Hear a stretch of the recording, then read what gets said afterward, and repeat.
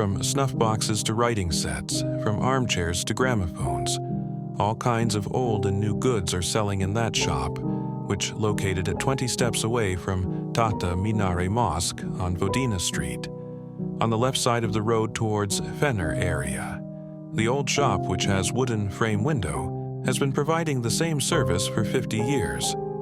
The shop, run by Mr. Nafiz, a strange man with a strange temperament and unpredictable moods, was located on the ground floor of a 2-story building. On the upper floor, which not many people knew about, were Mr. Nafiz's personal belongings and enough household items for a person to survive comfortably. Mr. Nafiz would buy and sell the belongings of the dead as well as the living. Some people kept the belongings of the people they lost as a memory, while others tried to dispose of them immediately because they reminded them of the deceased. At such times, he would buy things from sad people by paying their value. He was the type of man that the old people called enchanted, or another saying, gifted. Some situations would be known to him. When he bought the item and touched it for the first time, he would know a secret that no one else knew about the deceased owner, and while selling it, he would tell this secret to the new user in the form of a kindness. Mr. Nafiz also followed the obituaries in the community newspapers in order to expand his trade area. He would attend funeral ceremonies in places that were not too far from the neighborhood, and after the condolences, he would ask the deceased's wife or children in polite language whether there was anything belonging to the deceased that they would like to dispose of. If he had the chance, he would buy an item to sell. Depending on its size, he would bring it to his shop, sometimes on a vehicle, sometimes by carrying it in his pocket, and put it in the window or in a suitable place. Mr. Yanis, who had worked as a watch repairman in Fener area for many years, had brought his gold-plated Circusoff chain-ring watch, which he always wore every moment he was dressed, with such fine craftsmanship that it dwarfed the value of its plating in his pocket to the shop. Strangely, at the end of the funeral ceremony, the deceased's wife, Mrs. Aliki, approached him and said, "Isn't it Mr. Nafiz?" she asked, and said that Mr. Yanis had a valuable watch that he valued perhaps more than anything else in life, that he never let go of obsessively, but that she wanted to dispose of because she is alone in life and her financial situation is not very good. This is how he learned the secret of Mr. Yanis, who was heavier than the previous ones, when Mrs. Aliki first gave him the watch. He spent the evening with his eyes fixed on the clock on the table. As the last rays of the pale sun, slowly disappearing from the ridges of Ivansarai neighborhood, retreated from the shop window, he went upstairs, locking his old model shutters and then the shop door.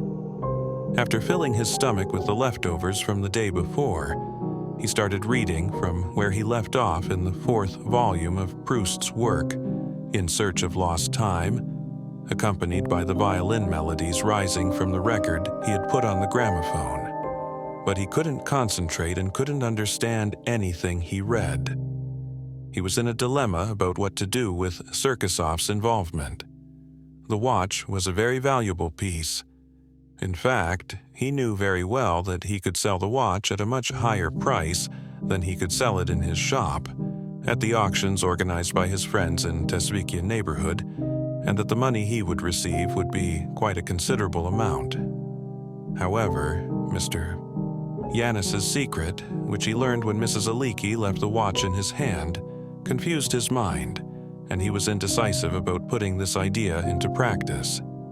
He thought that trying to read more was futile, so he made preparations for sleep with his usual order and turned off the lights. Mr. Nafiz, who opened his eyes with the call to prayer rising from the minaret of the Tata Minare Mosque, drank 3 cups of tea consisting of cheese and olives, which was his morning routine, and half an hour later, after the last sip of bitter coffee accompanying his pipe, by visiting his friend Mr. Mustafa, who was an auctioneer in Tesvikia neighborhood, wanted to at least satisfy his curiosity about how much the watch could cost. Mr. Mustafa, who saw the watch, said that he could sell it for almost twice as much as he could sell it for, so he still asked for a day or two to think about it.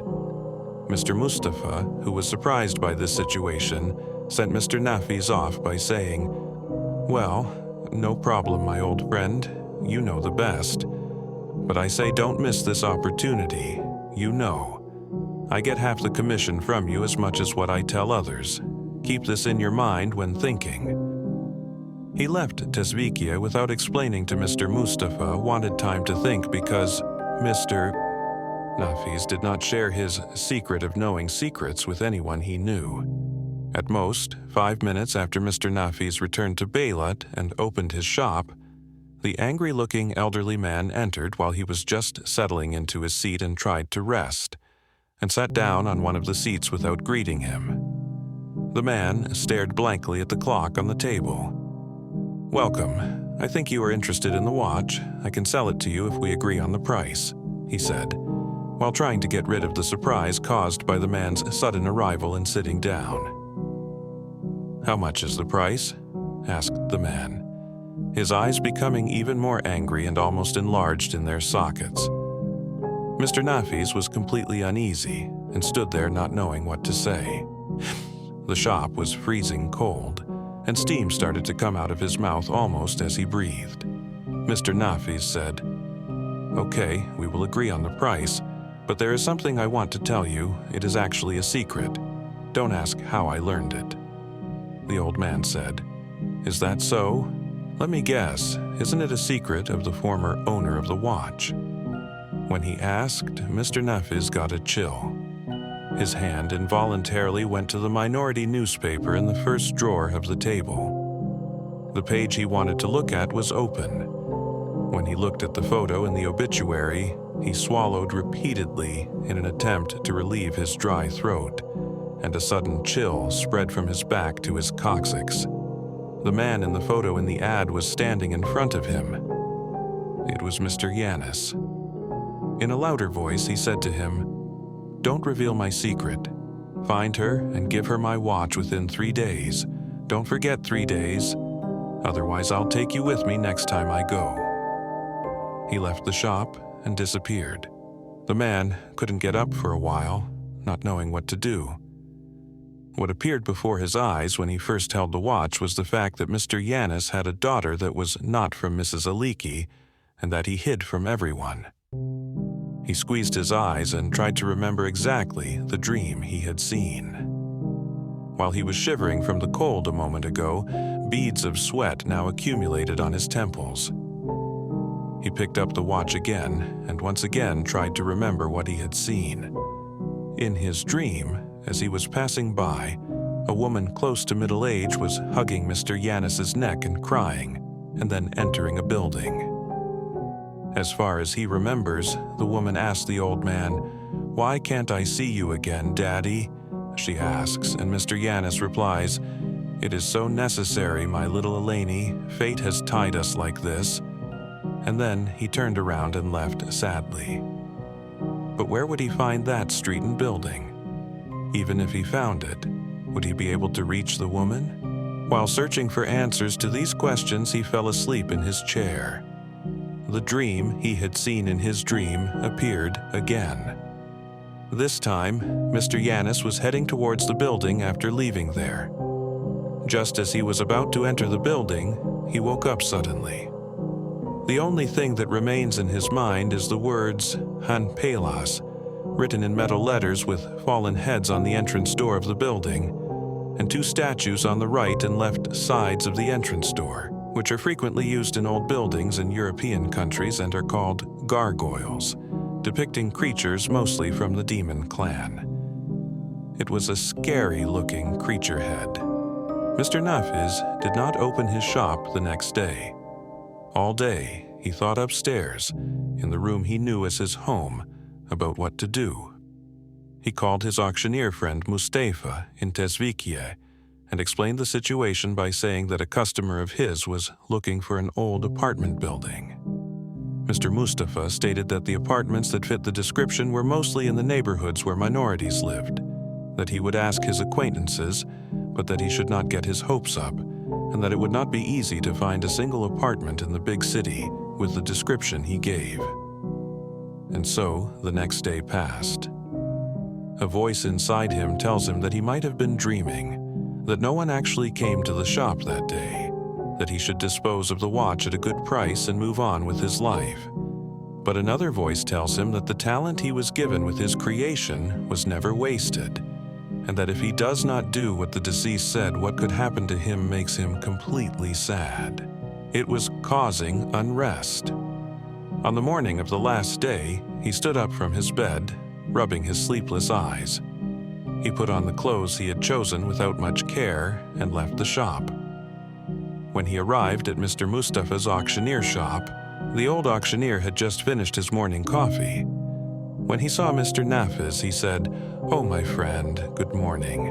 I was going to call you today, too. I accidentally mentioned your issue to an architect friend of mine, and he said that a building that fits your description is on Gümüşsuyu Siftivov Street, and its name is Shihan Palace. You can tell your customer," he said. Mr. Nafiz, who drank the offered morning coffee in a hurry in order not to attract suspicion, asked for permission and left the place in a hurry. He arrived at Tiftivov Street as if he were flying, with complex thoughts in his head and Mr. Yanis's Circusov chain watch in his pocket. He entered the building by passing under the Tsihan Palace sign, the first 3 letters of which were missing, and the gargoyles, just like the one he saw in his dreams. He quickly climbed the stairs of the musty old building. His aim was to ask the apartments on all floors about Eleni, and if he was lucky, to find her and give her the watch, to get rid of the unknown that would happen to him. He knocked on the doors of every floor in the 6-story building. In 2 of them, the doors were not opened, and in 3 of them he encountered people who said they did not know anyone like that.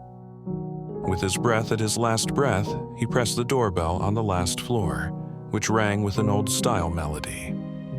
After waiting for a while, a smiling man, a little over middle age with curly hair and graying beard and glasses, opened the door and said, "Hello, how can I help you?" asked. Mr. Nafiz said that he was looking for a woman named Eleni and asked desperately if he knew her.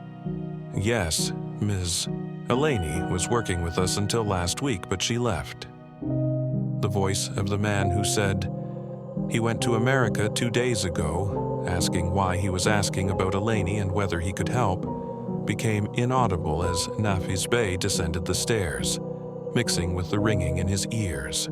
As soon as he stepped into the street illuminated by the pale sunlight, Mr. Nafiz staggered for a moment when he noticed the old man standing in front of him with his hands holding behind his back and looking at him with angry but dull eyes. Mr. Yanis, dressed in black, was approaching him.